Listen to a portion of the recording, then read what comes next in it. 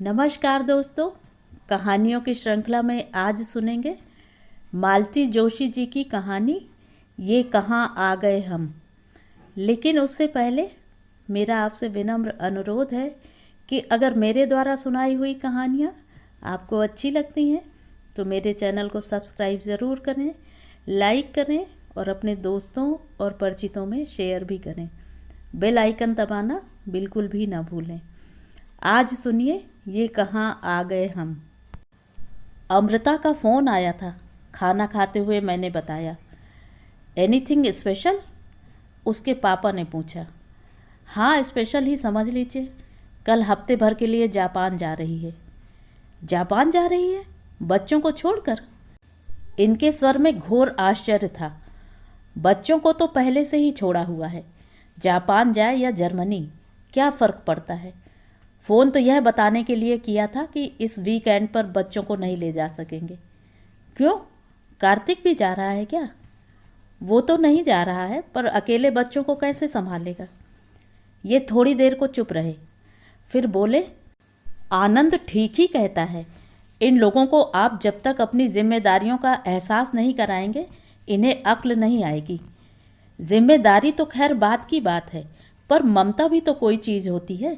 बड़े आराम से वहाँ बैठे बैठे कह दिया कि हफ्ते भर के लिए बाहर जा रही हूँ। क्या एक बार बच्चों को देखने का भी मन नहीं किया होगा? मैंने तो कहा भी कि यहाँ आ जाओ, घड़ी भर बच्चों के साथ बैठ लो, तो बोली, मम्मी बिल्कुल टाइम नहीं है, सुबह ही निकलना है और अभी मेरी सारी पैकिंग बाकी है। पता नहीं आजकल की लड़कियों को क्या हो गया है। माया मोह इन्हें कुछ व्यापता ही नहीं है। करियर के पीछे मरी जाती हैं। इससे तो अच्छा था इसे बीए में करवाकर शादी कर देती।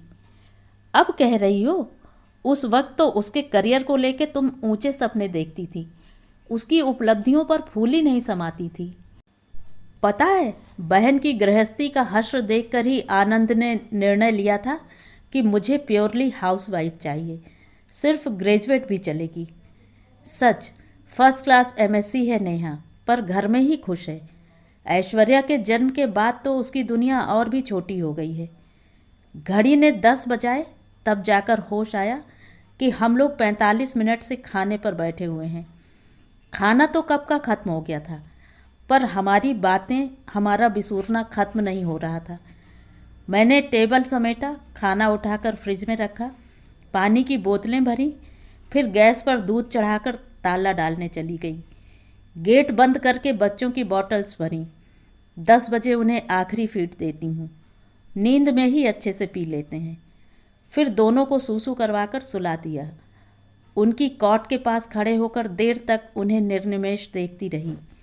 इतने प्यारे बच्चे हैं, पता नहीं माँ इन्हें देखे बिना कैसे रह लेती है। शादी के 5 साल तक जब घर में किलकारी नहीं गूंजी तो अमृता, कार्तिक समेत हम सब हताश हो चले थे। फिर मैंने ही पहल की और उसे लेकर पता नहीं कितने डॉक्टरों की खाक छानी, कितना महंगा इलाज करवाया, कितनी मनौतियाँ मानी, तब जाकर भगवान ने यह सौगात दी थी। जब पहली बार सोनोग्राफी में पता चला कि ट्विंस हैं तो मुझे बहुत चिंता हो गई थी। एक बच्चा पालना ही आफत है, नौकरी के साथ यह लड़की 2-2 बच्चों को कैसे संभालेगी। उन दिनों उसकी सास भी बड़ी बहू की दूसरी जचकी के लिए अमेरिका गई हुई थी। तब यह पता नहीं था कि बच्चे तो मुझे पालने हैं, अमृता को कोई फ़र्क नहीं पड़ेगा। उसने तो 1 महीने बाद ही ऊपर का दूध शुरू कर दिया था। मैंने भी सोचा ठीक है, 2 महीने बाद उसे ऑफिस जाना पड़ेगा, बच्चों को फीड कैसे करा पाएगी। 1 महीना वह मेरे यहाँ से ही ऑफिस जाती रही। इस दौरान उसने अपना दूध देना एकदम ही बंद कर दिया। 3 महीने बाद बोली, मम्मी अब मैं अपने घर जाऊंगी, यहाँ से ऑफिस बहुत दूर पड़ता है। कार्तिक भी परेशान हो रहे हैं। पहले आया वगैरह का इंतजाम तो कर लो, अपनी सास को भी बुला लो। अब तो रेखा की बच्ची भी साल भर से ऊपर की हो गई है। नहीं मम्मी, बच्चे तो यहीं रहेंगे, तुम्हारी तरह मैं उन्हें देख नहीं पाऊंगी। यहाँ रहेंगे तो मैं निश्चिंत रहूँगी, वीकेंड पर हम लोग आ जाया करेंगे। मैंने सोचा अपने बच्चे को कौन इस तरह छोड़ता है, महीने 2 महीने में खुद ही आकर ले जाएगी। पर कहाँ, बच्चे 2 साल के हो चले हैं, पर वही साप्ताहिक कार्यक्रम चल रहा है। हाँ, कार्तिक की जिद पर एक फ़र्क ज़रूर हुआ है। पहली सालगिरह के बाद अब बच्चे वीकेंड पर अपने घर जाने लगे हैं। अमृता इस पर बहुत बौखलाई थी। बोली, इस सनकी सोल्जर को मेरा आराम खटक रहा है। यह नहीं सोचते कि 5 दिन दफ्तर में खटती रहती हूँ। यहाँ तुम्हारे पास आकर ही मुझे आराम मिलता था, अब वह भी हवा हो गया। कार्तिक बोला, अपने आराम की ही सोचती रहोगी, ज़रा मम्मी की भी तो सोचो। ये उनकी उम्र है बच्चे पालने की, उन्हें हफ्ते में 2 दिन का ब्रेक तो दो। कार्तिक शुरू से ही इस व्यवस्था के खिलाफ था। हर हफ्ते ससुराल में आकर टिकना उसे अच्छा नहीं लगता था। बच्चों का मोह न होता तो शायद वह आता भी नहीं। जिस दिन पहली बार बच्चे अपने माँ बाप के साथ घर गए, मुझे लगा था मैं उनकी याद में रात भर सो नहीं पाऊंगी, पर उस रात मैं इतनी गहरी नींद सोई जैसे बरसों की जागी हूँ। अमृता कार्तिक वीकेंड पर आते भी थे तो बच्चों को मुझे ही देखना पड़ता था। वे लोग बस उसके साथ खेलते रहते थे। बच्चों के काम के साथ मुझे बेटी दामाद के खाने पीने का सरंजाम भी करना पड़ता था। कल को उन्हें ऐसा न लगे कि हमेशा आने से हमारा मान कम हो गया है, मम्मी बोर हो गई हैं। शायद इसीलिए उस रात में सारी चिंताओं से मुक्त होकर घोड़े बेचकर सोई थी। कार्तिक ठीक कहता है, अब मेरी उम्र बच्चे पालने की नहीं है। जब अपने बच्चे पालते हैं तो शरीर में शक्ति होती है, मन में उमंग होती है। नाती पोतों को थोड़ी देर को खिलाना और बात है, पर माँ बनकर पालना बहुत मुश्किल है। यह मुश्किल काम मैं साल भर से कर रही थी। एक नहीं, 2 बच्चों की सार संभाल कर रही थी, इसीलिए बेहद थक गई थी। अब तो ये हाल है कि सोमवार से ही शुक्रवार की प्रतीक्षा करने लगती हूँ। उन 2 रातों की नींद और 2 दिनों का आराम मेरे लिए बहुत महत्वपूर्ण हो गया है। बेटी की बरसों बाद गोद भरी थी, यह खुशी की बात थी। बच्चे भी बहुत प्यारे थे, पर मेरी क्षमता की भी एक सीमा थी।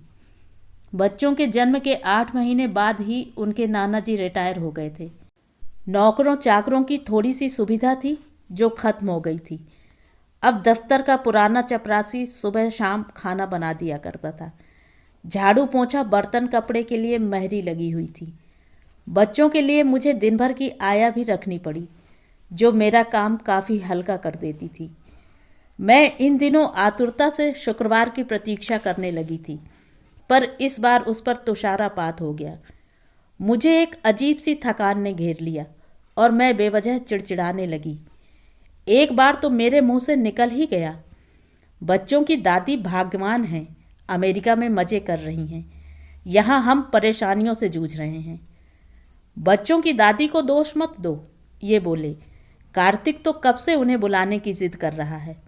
उसने अमृता से कहा भी कि तुम महीना 15 दिन की छुट्टी लेकर बच्चों के पास रहो, माँ को उनका टाइम टेबल समझा दो, तब तक बच्चे भी माँ से हिल जाएंगे। तो तुम्हारी बेटी ने क्या जवाब दिया जानती हो?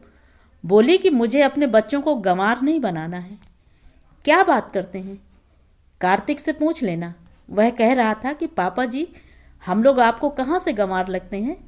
मैं इंजीनियर हूँ, बड़े भैया डॉक्टर हैं और अमेरिका में इतनी अच्छी प्रैक्टिस कर रहे हैं।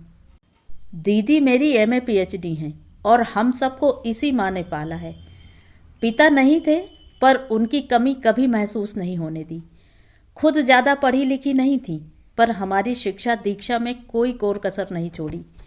पूरी चौकसी बरती, अच्छे संस्कार दिए, नहीं तो बिना बाप के रईसजादों को बिगड़ते क्या देर लगती है। ठीक कहा उसने, पर यह लड़की इतनी बेवकूफ़ होगी मैंने कभी सोचा भी न था। कार्तिक तो इतना शर्मिंदा हो रहा था, बोला, पापा जी, हम लोग आप पर भी अन्याय कर रहे हैं और बच्चों पर भी। इस उम्र में आपको यह भारी जिम्मेदारी दे दी है। उधर बच्चों को हम उनका घर, उनका हक नहीं दे पा रहे हैं। अपने लवकुश को देखने के लिए माँ अलग फड़फड़ा रही हैं, पर क्या करूं, अमृता की जिद के आगे मजबूर हूं। सच, अमृता पर इतना गुस्सा आया कि सामने होती तो मैं उसकी अच्छी खबर लेती। गुरुवार की सुबह निकलने से पहले उसका फ़ोन आ गया, फिर मुंबई पहुंचने पर भी आया। प्लेन आधी रात को है, पर तुम चिंता मत करना, कार्तिक साथ में हैं। बच्चों से बात करना चाह रही थी। मैंने रिसीवर हाथ में दिया भी, पर वे खिलौने की तरह उससे खेलने लगे। खिलौने वाले टेलीफोन पर हेलो हेलो करते रहते हैं, पर सचमुच का फ़ोन उन्हें समझ में नहीं आया। हार कर उसने बंद कर दिया। ब्रेकफास्ट के समय मैंने इनसे कहा, सुनिए, एक प्रॉब्लम आ गई है। कैसी प्रॉब्लम? शनिवार को मेरी किटी है, क्या करूं? मना करवा दूं? इस बार कोई और ले लेगा। नहीं, ऐसा मत करो, साल में एक बार टर्न आता है, अच्छा नहीं लगेगा। ऐसा करो, उस दिन छाया की छुट्टी कैंसिल कर दो। छाया से तो मैंने पहले ही कह रखा है, दिन भर यहाँ रहकर मेरा हाथ बटाएगी। बलराम भी रहेगा, इसीलिए मैंने सेकंड सैटरडे चुना था कि उसकी ऑफिस की छुट्टी रहेगी। ये दोनों मेरे साथ रहते तो कोई परेशानी नहीं थी, पर छाया को तो अब स्पेयर नहीं कर सकती ना। ऐसा करो, मैं बच्चों को लेकर ऊपर गेस्ट रूम में बैठा रहूँगा, तुम बीच बीच में छाया को भेजती रहना। बेचारे, मुझे इन पर इतना प्यार आया और दया भी। कभी अपने बच्चों को भी गोद में नहीं उठाया होगा, पर अब नवासों को बोतल भी पकड़ा देते हैं, मजबूरी में नैपी भी बदल देते हैं। लोग कहते हैं मूल से सूद प्यारा होता है, पर मैं इन्हें जानती हूँ, ये सिर्फ कर्तव्य भावना से, मेरी मदद करने के लिहाज से ये सब करते हैं। तुम्हारी किटी तो जैसे तैसे हो ही जाएगी, पर मेरे संडे क्लब का क्या होगा? अरे हाँ, इस बार तो फैमिली गेट टुगेदर है ना। मैं तो इन लोगों के साथ नहीं आ पाऊंगी, आप चले जाना। मैं भी नहीं जाऊंगा, लोग फिर तुम्हारे लिए पूछेंगे और 100 तरह की बातें होंगी। बातें तो खैर होती ही होंगी। बच्चों के जन्म के बाद से ही हमारी सोशल लाइफ एकदम ख़त्म सी हो गई है। इन लोगों को लेकर कहीं जाना संभव नहीं होता। आया को साथ लेकर जाओ तो बड़ा आडंबर सा लगता है। घर पर ही कोई मिलने आ जाता है तो मैं 5 मिनट उनके पास शांति से बैठ नहीं पाती।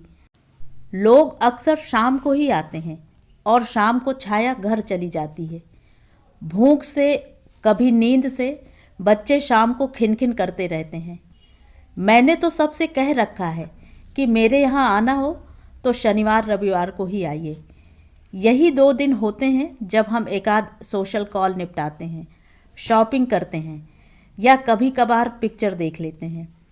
कई बार मन होता है कि कहीं ना जाऊं, बस शांति से लेटी रहूं, पर काम की लंबी फहरिस्त मुझे आराम भी नहीं करने देती। 7 दिन बस चकरघिन्नी सी घूमती रहती हूँ। मेरी सखियाँ कहती हैं, मिसेस पंडित, आपकी फिटनेस का राज है ये अनादि अनंत। हंसकर रह जाती हूँ। फिट ना रहूँ तो क्या करूँ? आजकल तो बीमार पड़ते भी डर लगता है कि मेरे पीछे इन बच्चों को कौन देखेगा। शुक्रवार रात सारे काम निपटाकर मैं गेट का ताला डालने जा रही थी कि कार्तिक की गाड़ी आकर रुकी। मैं तो पिछले 2 दिनों में उसका अस्तित्व ही भूल गई थी। चिंता थी तो अमृता की, गुस्सा था तो अमृता पर। हमेशा की तरह उसने गाड़ी बाहर ही पार्क की। भीतर आते हुए बोला, अच्छा हुआ मैं जल्दी आ गया, नहीं तो रात गाड़ी में ही गुजारनी पड़ती। क्या बात करते हो, गेट पर बेल है और तुम्हारे पास मोबाइल भी तो है। दरअसल उससे बात करते हुए मैं मन ही मन जायज़ा ले रही थी कि फ्रिज में क्या क्या है, आटा बना हुआ है कि नहीं। इतनी रात गए कुछ भी बनाने का बड़ा आलस आ रहा था, पर घर का दामाद था वह, उसे भूखा तो नहीं सुला सकती थी। मैं किचन में जाने लगी तो उसने पीछे से पुकार कर कहा, मम्मी जी प्लीज़ किचन में मत जाइए, मैं खा कर आया हूँ। ये तो गलत बात है भाई, हर बार यहीं तो खाते हो, फिर आज ऐसा क्यों? फ़ोन कर देते तो हम रुके रहते। आपने भी तो फ़ोन नहीं किया। दरअसल आपने मुझे एक्सपेक्ट ही नहीं किया था। आपका सारा कंसर्न अपनी बेटी के लिए है, इस गरीब को कौन पूछता है। मुझे बहुत शर्म आई। वह ठीक ही कह रहा था। मुझे एक बार भी उसका ख्याल नहीं आया था। यह भी नहीं सोचा कि घर पर अकेला बोर हो रहा होगा। अपने को बचाते हुए मैंने कहा, सच बताऊं, मैं तुम दोनों को अलग अलग सोच ही नहीं सकती। दिमाग में यही रहा कि तुम दोनों गए हो। पापा जी, कैन यू बिलीव इट? ये हंस दिए। मुंबई तक तो गए ही थे ना, लौटने की तो हमें खबर ही नहीं मिली। मैं तो सुबह ही लौट आया था, मेरी छुट्टी थोड़े ही थी। फिर मुझसे पूछा, चुन्नू मुन्नू सो गए क्या? वे तो 9 बजे ही सो जाते हैं। जगा दूं तो नाराज़ तो नहीं होंगी? परेशान करेंगे तो मैं संभाल लूँगा। तब तक आप कॉफ़ी बना लीजिए प्लीज़। कॉफ़ी बनाकर लाई तब तक ड्राइंग रूम में खिलौनों का ढेर लग गया था। दोनों बच्चे कार्तिक की गोद में चढ़े हुए थे, एकदम खुश और चुस्त। नींद का कहीं नामो निशान नहीं था। नानी, पापा, गाली, एक ने अपनी मोटर दिखाते हुए कहा। नानी, चाय पीना, दूसरे ने फरमाइश की। अरे, अब तो ये पूरा वाक्य बोलने लगे हैं, कार्तिक ने खुश होकर कहा। मैं जब भी आता हूँ इनके शब्दकोश में 2-4 शब्दों की बढ़ोतरी ही पाता हूँ। 2-4 महीने और रुक जाओ, फिर तो किसी को बोलने ही नहीं देंगे। कार्तिक मज़े से कारपेट पर पसर कर बैठा था। बच्चे उसे खूंद रहे थे, प्यार कर रहे थे और वह उनके अत्याचारों का आनंद ले रहा था। समझ गई कि बच्चों के लिए ही वह इतनी रात गए भागा भागा आया है। कोई और होता तो दिन की भागम भाग के बाद घर पर सो रहता। उनकी बाल लीलाओं को देखना अच्छा लग रहा था, पर मेरी पलकें झपकने लगी थीं। ये तो कब के सोने चले गए थे। मैंने क्षमा याचना के स्वर में कहा, कार्तिक, मैं सोने जा रही हूँ। तुम्हारे चुन्नू मुन्नू सोने लगे तो मुझे जगा लेना। आपको क्यों जगाऊंगा? बच्चे मेरे पास सोएंगे। अरे, गिर गिर आ जाएंगे। वैसे उनकी कॉट भी अब छोटी पड़ने लगी है, पर 2 के लायक तो कमरे में जगह ही नहीं है। आप चिंता मत कीजिए, मैं तकिए वगैरह लगा लूँगा। आप बस एक रबर बिछा दीजिए। सुबह चाय पीते हुए उसने कहा, मम्मी जी, कल रात यहाँ आते हुए मुझे बड़ा संकोच हो रहा था, पर बच्चों की याद मुझे खींच लाई। पर उससे भी बड़ा कारण यह था कि मैं आपको रिलीज़ करना चाहता था। मुझे मालूम है आपके पास यही 2 दिन होते हैं जब आप अपना कोई प्रोग्राम बनाती हैं, तो मेरा कहना है आप निसंकोच अपना प्रोग्राम फॉलो कीजिए। घर की बिल्कुल चिंता मत कीजिए, बाहर के सारे कार्यक्रम निपटा लीजिए। वैसे आज तो कोई बाहर का कार्यक्रम नहीं है, घर पर ही मेरी किटी पार्टी है। ससुर जमाई मिलकर इन शैतानों को देख लोगे तो मैं निश्चिंत हो जाऊंगी। इनकी आप चिंता छोड़ दीजिए, मैं और पापा जी इन्हें लेकर पार्क में चले जाएंगे। यहाँ भी कुछ करना हो तो बताइए। आपका ड्राइंग रूम जमा दूँ? चाइनीज के लिए सब्जियाँ काट दूँ? सलाद का डेकोरेशन कर दूँ? अरे, तुम इन बच्चों को संभाल लोगे, यही बहुत बड़ा काम होगा। पर वह चुप नहीं बैठा। मुझसे अलमारी की चाबी लेकर उसने ड्राइंग रूम का कायाकल्प कर दिया। पर्दे, कुशन कवर्स, टेबल क्लॉथ सब बदल डाले। 2-3 तरह के गुलदान सजा दिए। घर भर की कुर्सियां लाकर करीने से जमा दी। पीतल के शो पीसेस को ब्रासों से चमका दिया। शीशे की अलमारियों को कॉलिन से साफ किया। किताबें तरतीब से जमा दी। मैंने देखा तो मज़ा आ गया। इतनी मदद तो कभी अमृता के पापा ने भी नहीं की। मैंने कहा, अमृता ने की थी? इस प्रश्न का मेरे पास कोई उत्तर नहीं था। ड्राइंग रूम से फुर्सत पाकर उसने क्रॉकरी का मुआयना किया। प्लेटें, चम्मच गीले कपड़े से पोंछकर टेबल पर जमा दिए। एक छोटी मेज पर गिलासों का एक खूबसूरत फॉर्मेशन बनाया। 2 धूपदानों में सुगंधित अगरबत्तियां खोस दी। वॉश बेसिन पर नए नैपकिन्स लटकाए। साबुनदानी का साबुन बदला। मैं तो हैरान थी। कार्तिक, तुम्हें तो लड़की पैदा होना था। वह हंस दिया। माँ के साथ करवाता रहा हूँ ना। दीदी की शादी के बाद घर में हम दोनों भूतनाथ ही थे। फिर बड़े भैया भी पढ़ने बाहर चले गए, इसलिए मैं सब सीख गया। सीखना ही पड़ा। 4 बजे बच्चों के पापा और नाना बाहर चले गए। मेरे लिए कोई टेंशन नहीं रहा। मेरी पार्टी बहुत शानदार तरीके से संपन्न हो गई। यूँ तो इन्होंने आश्वासन दिया था कि बच्चों की चिंता मत करो, मैं संभाल लूँगा, पर मुझे इन पर भरोसा नहीं था। कार्तिक के आने से मैं एकदम निश्चिंत हो गई। शाम को लौटते ही उसने कहा, मम्मी जी, रात के खाने का कोई झंझट मत कीजिए। आपकी किटी का थोड़ा प्रसाद तो होगा ही, बाकी हम ले आए हैं। अब आप एकदम आराम कीजिए। सच, इतना आराम तो मुझे बरसों से नहीं मिला था। कार्तिक ने घर समेटने में भी मेरी बहुत मदद की। सोने से पहले घर अपनी पूर्व स्थिति में था।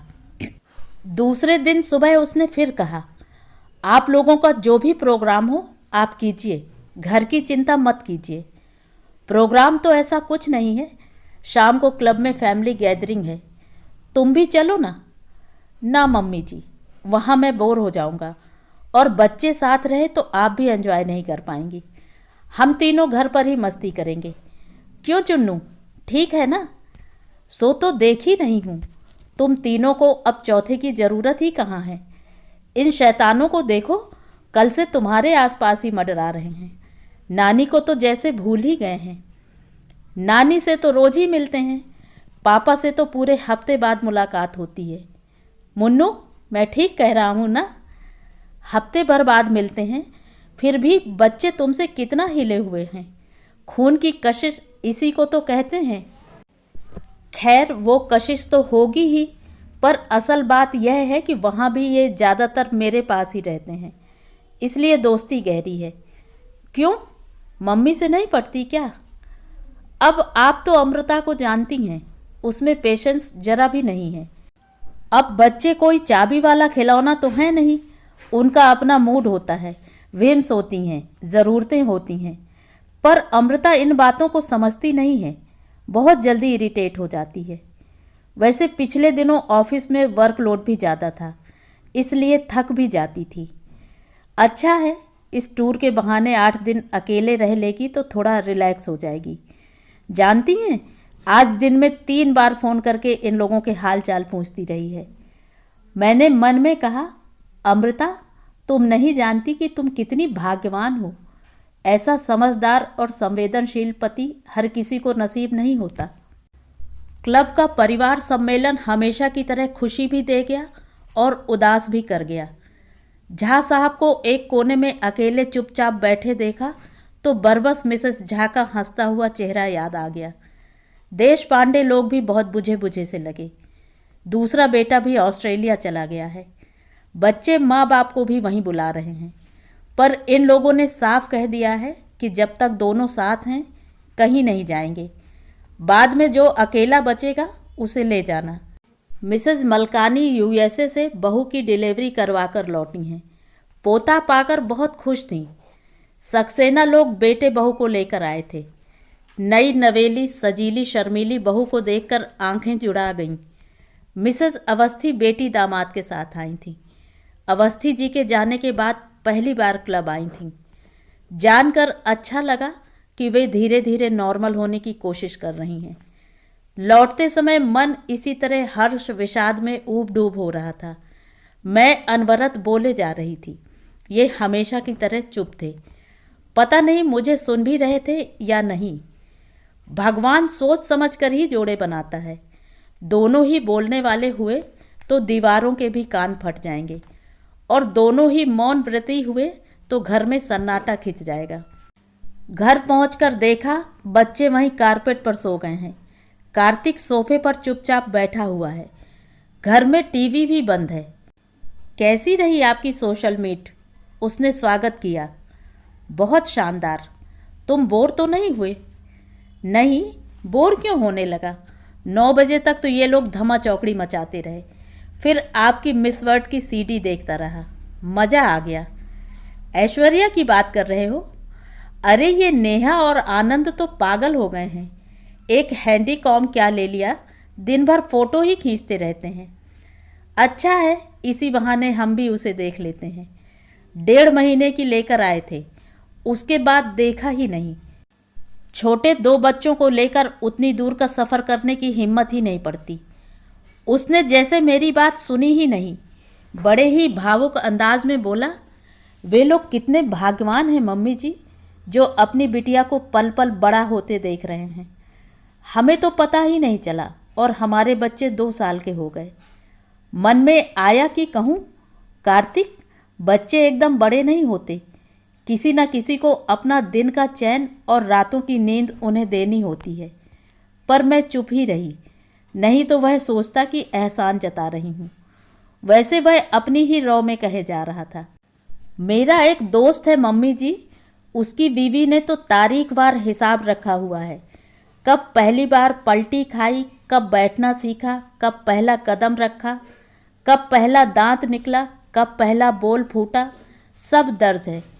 और तो और पहली बार पलंग से गिरा था, उसकी भी तारीख नोट की हुई है।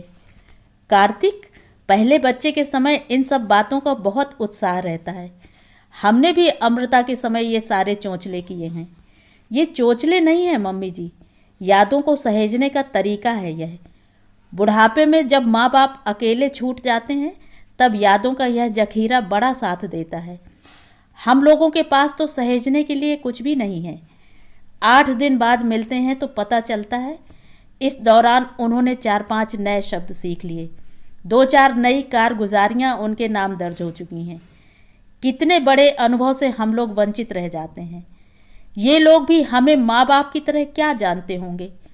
उनके लिए तो हम हफ्तावार मिलने वाले भद्र लोग हैं बस। मैं कोई सांत्वना पर बात कहने जा रही थी कि भीतर से आवाज़ आई, 12:30 बज रहे हैं, अब महफिल समाप्त करो, कार्तिक को सुबह उठना है।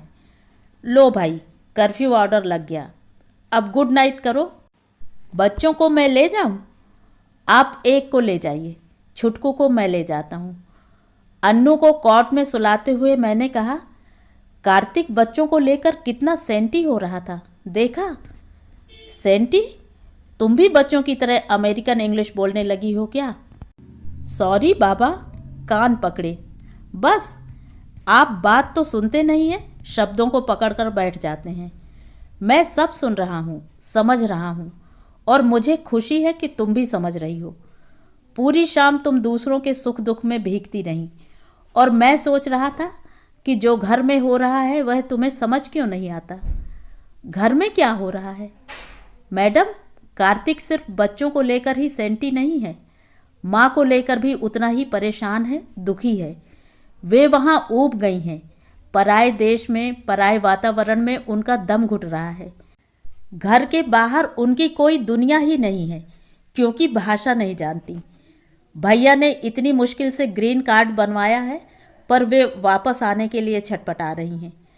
कार्तिक बोला कि बच्चों का बहाना करके मैं उन्हें बुला सकता हूँ, पर अगर बच्चे ननिहाल में ही बने रहे तो बड़े भैया को क्या जवाब दूंगा। माँ अगर यहाँ से भी ऊबकर गांव चली गई तो भाभी के सामने मेरी क्या इज्जत रह जाएगी। ये उनका आपस का मामला है, हम इसमें क्या कर सकते हैं। कुछ तो करना होगा देवी जी, और वह आपको ही करना होगा। सुबह 5 बजे उठकर नाश्ते की तैयारी कर रही थी। कार्तिक किचन में घुसा और बोला, अरे मम्मी जी, आपने तो मेरा सारा प्लान ही ध्वस्त कर दिया। सोचा था चाय पीकर चुपचाप निकल जाऊंगा, आपको डिस्टर्ब नहीं करूंगा, पर आप तो मुझसे भी बाजी मार ले गईं। भला इतनी सुबह उठने की क्या ज़रूरत थी?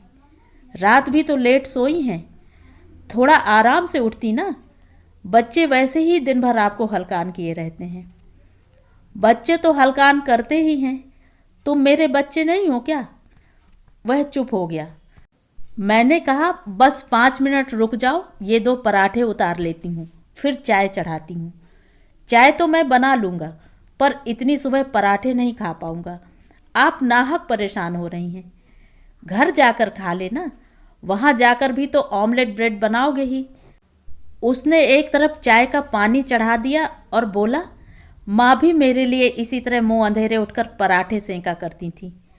मन हुआ कि कहूँ, मैं भी तो माँ ही हूँ, पर उसके बदले मैंने कहा, कार्तिक, आजकल माँ की बहुत याद आ रही है ना? उसने छिपाने का बिल्कुल प्रयास नहीं किया। बोला, हाँ, इस बार उन्हें देखे बहुत दिन हो गए हैं ना। हर हफ्ते वेबकैम में उनकी मुलाकात होती है, पर उससे ना उनका मन भरता है ना मेरा। इतने दिनों तक हम लोग एक दूसरे से दूर नहीं रहे हैं। एक काम करो, माँ को बुला लो। वह चाय छान रहा था, एकदम चौंक पड़ा। चाय थोड़ी सी कप के बाहर ही छलक गई।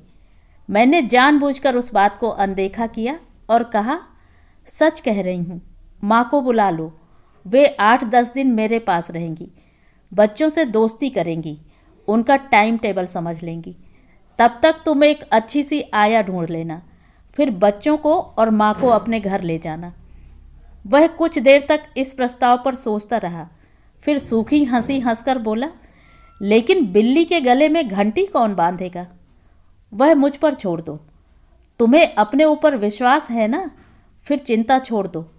मैं बिटिया रानी से कह दूंगी, वी नीड अ ब्रेक भाई। हमारा भी मन बेटे के पास जाने को करता है। गुड़िया को भी दादा दादी के प्यार का हिस्सा मिलना चाहिए। फिर हाथ पैरों में ताकत है, आंखों में रोशनी है, तब तक थोड़ा घूम फिर लेंगे, बाद में तो लौटकर यहीं आना है। वह कुछ देर चुप रहा, फिर भीगे स्वर से बोला, thank you mummy, thank you very much, और तैयार होने चला गया। मैंने गेट का ताला खोला ही था और वह बैग लेकर बाहर आ गया। टाटा बाय बाय करके उसने गाड़ी स्टार्ट की। 4 कदम चली होगी कि फिर पीछे लौटी। मैं घर के भीतर जा रही थी। गाड़ी को लौटते देख फिर रुक गई, शायद कुछ भूल गया है। उसने गाड़ी लाकर गेट की सीध में खड़ी की, खिड़की का कांच जरा सा गिराया और कहा, मम्मी जी, छुटकू ऊपर सो रहा है, जरा देख लीजिएगा। पल भर बाद ही गाड़ी सर्र से निकली और आंखों से ओझल हो गई। मैं देर तक लेकिन वहीं खड़ी रही। मेरे एकदम आंसू निकल आए थे और मैं कह रही थी, कार्तिक, काश तुम इन बच्चों की माँ होते। तो ये थी कहानी। कहानी आपको कैसी लगी कमेंट करके ज़रूर बताएं।